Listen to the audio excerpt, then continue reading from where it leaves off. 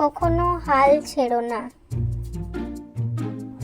শুরুতেই একটি বাগানে দুটি ছোট্ট কীট বসবাস করত। তাদের নাম ছিল উইলবার এবং রকি। তারা দুজন খুব ভালো বন্ধু এবং উচ্চাকাঙ্ক্ষী ছিল। তারা ঘন্টার পর ঘন্টা সুন্দর ফুলের দিকে তাকিয়ে থাকতো এবং তাদের স্বপ্ন ছিল সেটি স্পর্শ করবে। কিন্তু উভয়েই খুব ছোট ছিল, কিন্তু তারা দুজনেই খুব ধীরে ধীরে নড়াচড়া করত।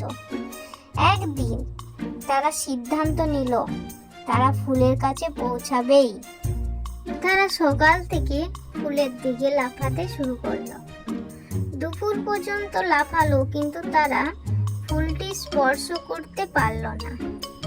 তারা ঘামছিল এবং খুব হাঁপাচ্ছিল। কিন্তু সেখানে স্বপ্ন পূরণের জন্য তাদের লাফাতে হবে, থামলে তো চলবে না।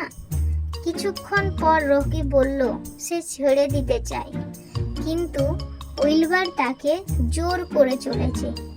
ক্রমাগত ঝাঁপানোর চেষ্টা করার পর তারা অনেক উন্নতি করেছে। যদি তারা এখন হাল ছেড়ে দেয় তবে তারা আর কখনোই ফুলটি স্পর্শ করতে পারবে না। জীবনটা কিছু দুঃখজনক হবে। উইলবার রকিকে অনুপ্রাণিত করতে থাকে, কিন্তু অবশেষে রকি হাল ছেড়ে দেয় এবং সে মাটিতেই থাকে।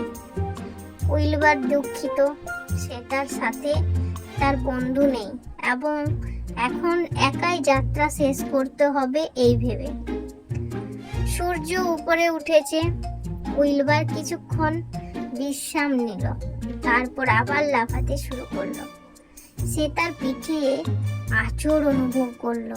সে তখন পিঠে স্পর্শ করলো এবং বুঝতে পারলো তার নরম দুটি পাখনা গজিয়েছে তার পিঠে প্লেটের মতো। ধীরে ধীরে সেটি বৃদ্ধি পায় এবং ডানায় পরিণত হয়। উইলবার এখন ডানা নাড়াতে পারে।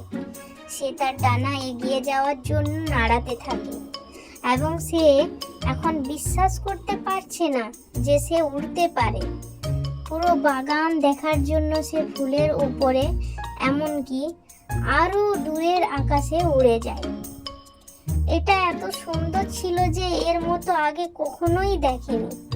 সে ফুলের উপর বসে এবং স্পর্শ করে এবং সে কখনোই আর ফিরবে না বলে। রকি মাটিতে হামাগুড়ি দিচ্ছে এবং মাটি খাচ্ছে। আজ আমরা জানি উইলবার এক ধরনের মৌমাছি এবং রকি এক ধরনের কেঁচো। নীতি কথা, বারবার চেষ্টা করলে তা সাফল্য নিশ্চিত।